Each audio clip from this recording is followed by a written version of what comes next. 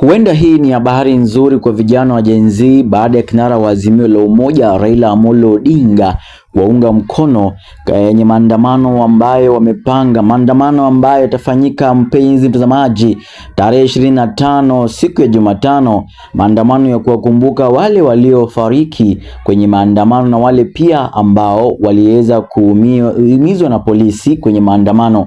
Itakuwa ni kumbukumbu ya kuwakumbuka, na kumbukumbu hii itafanyika mjini Nairobi na maeneo mengi nchini Kenya ili kuzidi kukumbuka wale ambao walifariki kwa maandamano.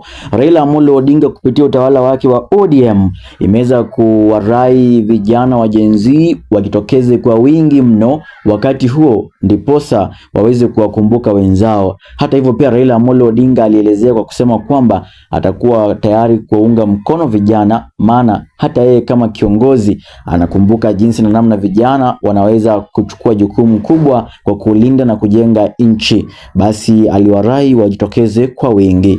Hii ni habari ambazo za kujia moja kwa moja kupitia chaneli hii muro kabisa, chaneli ambayo inakupasha habari zote tendeki, habari zote za kuaminika. Ndipo usizidi kupitwa na video kama hizi, zidi kutumia fursa hii kwa kuzidi kubonyeza alama iliyoandikwa neno subscribe. Hii ni TV Myahudi.